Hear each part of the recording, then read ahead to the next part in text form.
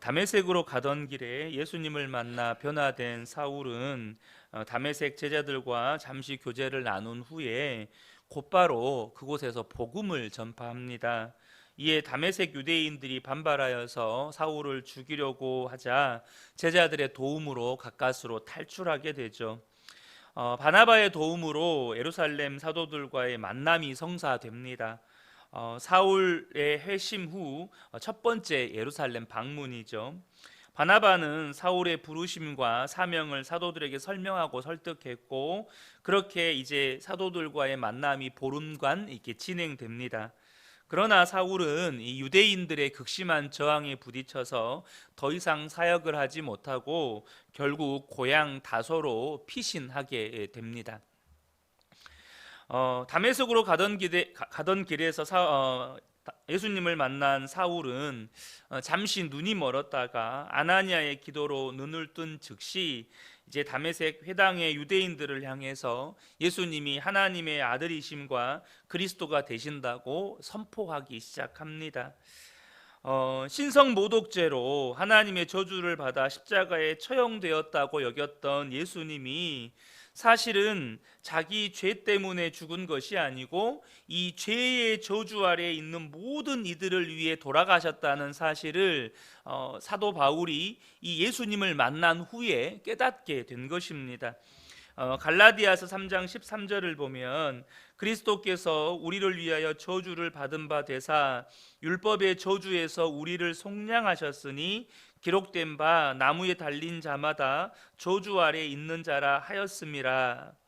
그러니까 예수님의 죽음은 죄인의 죽음이 아니고 하나님의 뜻에 순종한 메시아요 하나님의 아들의 고난이었다는 것을 이 사도 바울이 깨닫게 된 것이죠. 이처럼 부활하신 예수님과의 만남은 사울의 신학과 또 가치관과 인생의 목표 전체에 걸쳐서 완전한 변화, 엄청난 변화를 가져왔습니다. 이러한 사도 바울의 삶의 획기적인 변화는 예수를 믿는다는 것이 무엇인지를 우리에게 명확하게 시사해 줍니다. 여러분, 예수를 믿는다는 것은 무엇을 의미합니까? 이전과는 전혀 다른 세계관을 받아들이는 것입니다. 이전의 세계관은 무엇이었습니까? 눈에 보이는 이 땅이 전부인 것처럼 사는 것입니다. 그냥 눈에 보이는 이 세상이 전부이고, 그래서 그렇게 믿기 때문에 마치 이 세상이 전부인 것처럼 그렇게 살아가는 거예요. 그러니까 이 세상에서 최고의 가치가 나에게도 최고의 가치인 것이죠. 그러나 예수를 믿으면 전혀 다른 세계관을 받아들입니다. 눈에 보이는 것이 전부가 아니고 우리 눈에 보이는 모든 것들은 하나님이 창조하셨고 하나님이 다스리고 계시고 그 하나님의 통치 아래 있다는 것을 우리는 알게 됩니다. 골로새서 1장 16절을 보면 만물이 그에게서 창조되되 하늘과 땅에서 보이는 것들과 보이지 않는 것들과 혹은 왕권들과 주권들과 통치자들이나 권세자들이나 만물이 다 그로 말미암고 그를 위하여 창조되었고 라고 말씀하십니다. 눈에 보이는 것, 심지어 눈에 보이지 않는 것, 더 나아가서 왕권과 주권과 통치자들과 권세들까지도 예수 그리스도로 말미암아 창조되었고 예수 그리스도를 위하여 창조되었다는 것을 분명하게 알게 됩니다. 여러분, 예수를 믿는다는 건 이제는 새로운 세상에서 사는 겁니다.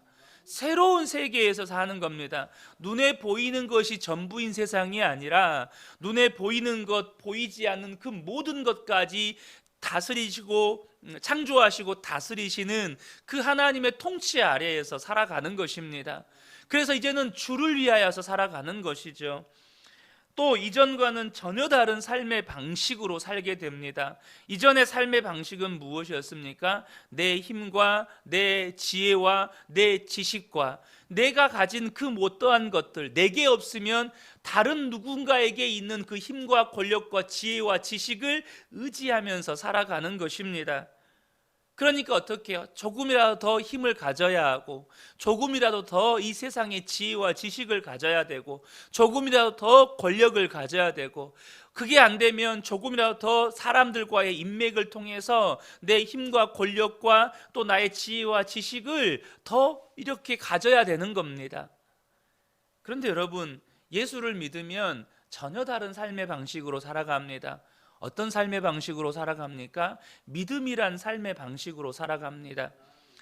로마서 1장 17절을 보면 복음에는 하나님의 의가 나타나서 믿음에 이르게 하나니 기록된 바 오직 의인은 믿음으로 말미암아 살리라 함과 같으니라.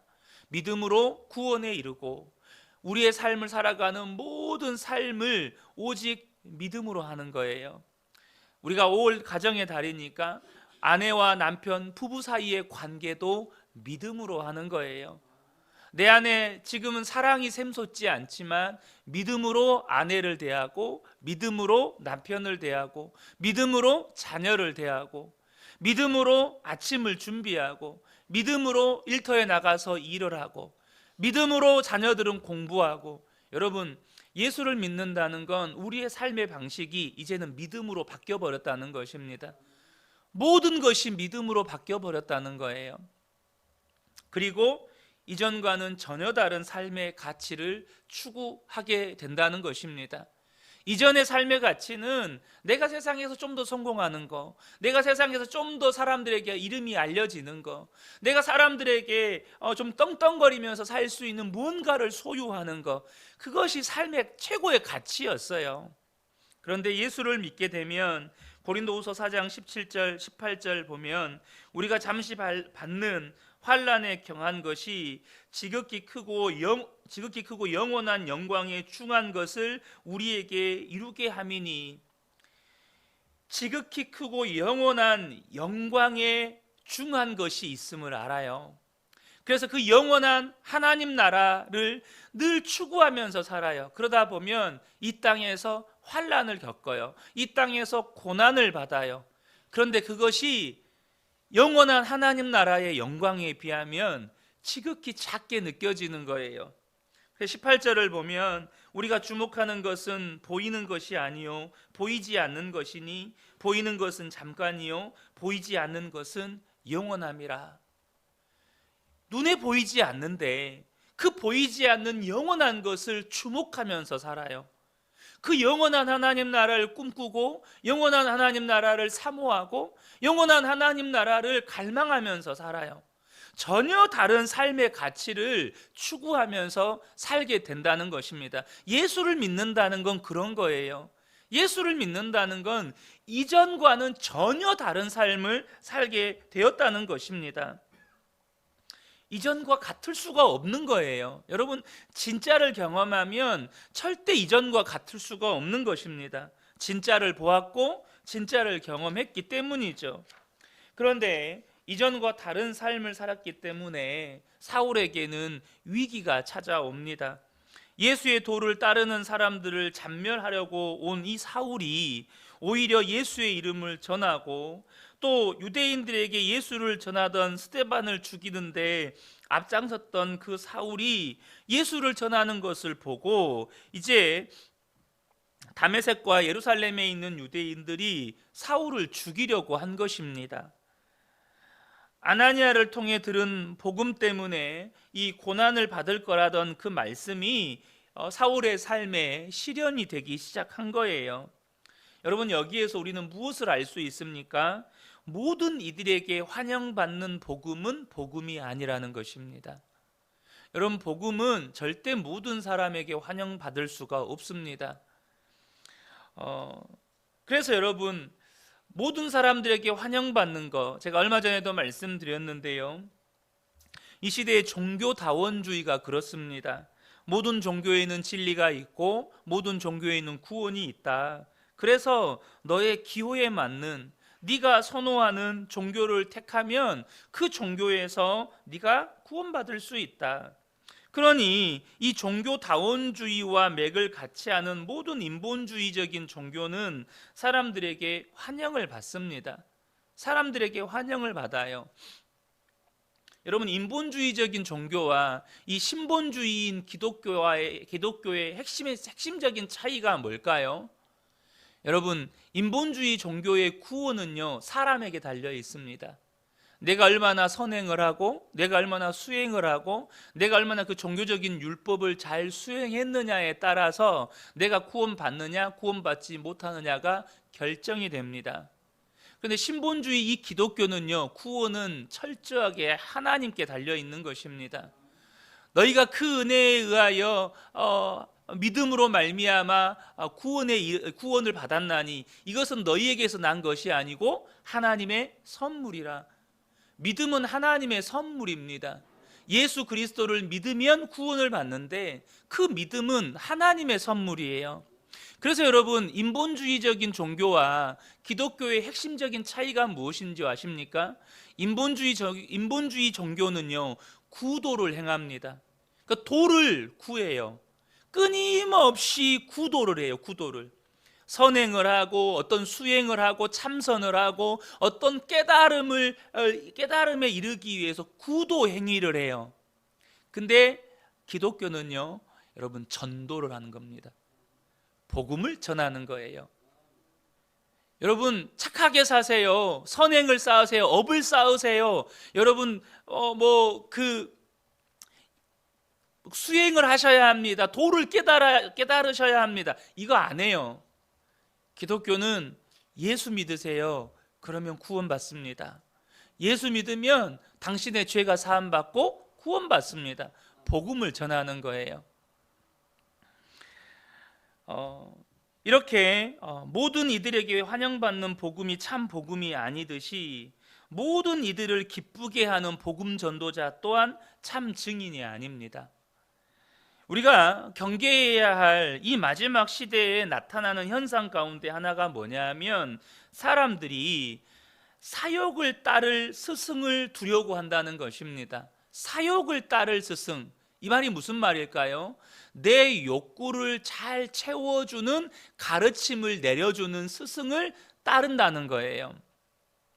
디모데후서 4장 3절과 4절을 보면 때가 이르리니 사람이 바른 교훈을 받지 아니하며 귀가 가려워서 자기의 사욕을 따를 스승을 많이 두고 또 그 귀를 진리에서 돌이켜 허탄한 이야기를 따르리라.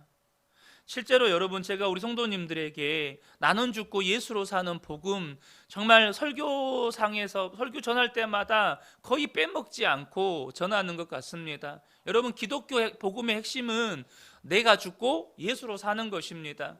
죄의 종로로 타던 마귀의 종로로 타던 나의 옛사람은 예수님이 십자가에서 죽으실 때 함께 죽어버렸고 이제는 예수 그리스도가 내 안에 오셔서 예수님이 나의 생명이 되시고 나의 왕이 되시고 나의 주님이 되세요. 내 안에는 오직 예수의 생명밖에 없는 것입니다. 그런데 이 복음을 전하는 어느 교회에서는 성도님들이 우리에게는 그런 복음 전하지 말라고, 우리에게는 그런 거 하지 말라고, 목사님을 내쫓는 경우도 있습니다. 우리에게는 그렇게 어려운 거 하지 말라고.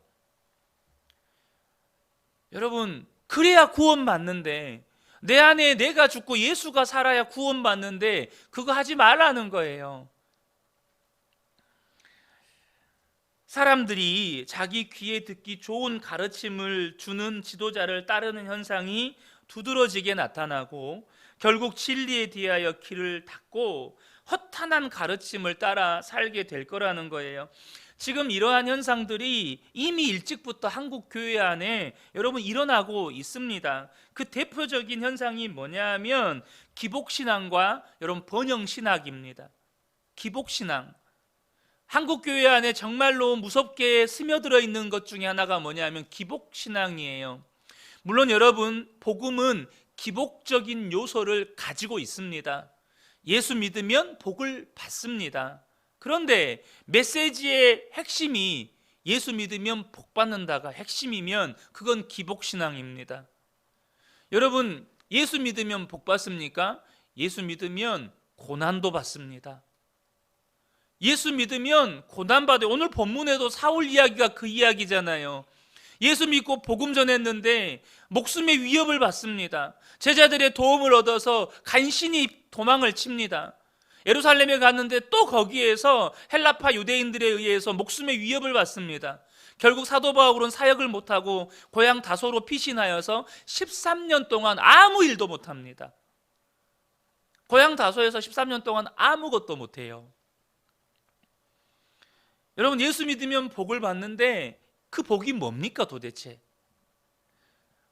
한국교회 안에 기복신앙이 예수 믿으면 잘 된다, 예수 믿으면 자녀들 잘 된다, 예수 믿으면 자녀들 좋은 대학 가고, 예수 믿으면 건강하고, 예수 믿으면 사업 잘 되고, 예수 믿으면 잘 된다, 이걸 그렇게 외쳤습니다. 특별히 이 번영신학이라고 하는 것이 미국을 통해서 한국에 들어왔는데, 이 번영신학을 통해서 여러분 성도들에게 가르쳤습니다. 예수 믿으면 복 받는다, 예수 믿으면 모든 일이 잘 된다, 그러니 기도할 때 구체적으로 받을 복을 구해라. 집을 구해도 몇 평의 집을 달라고 구하고, 또 차를 구해도 배기량 몇 cc가 되는 차를 달라고 구하고, 직업을 구할 때도 연봉을 얼마 받는 직업을 달라고 구하고, 여러분 교회에서, 교회 안에도 그러다 보니 목회자들이 비전을 제시합니다. 성도들에게 비전을 제시해요. 근데 그 비전이 뭔지 아십니까? 숫자예요, 숫자.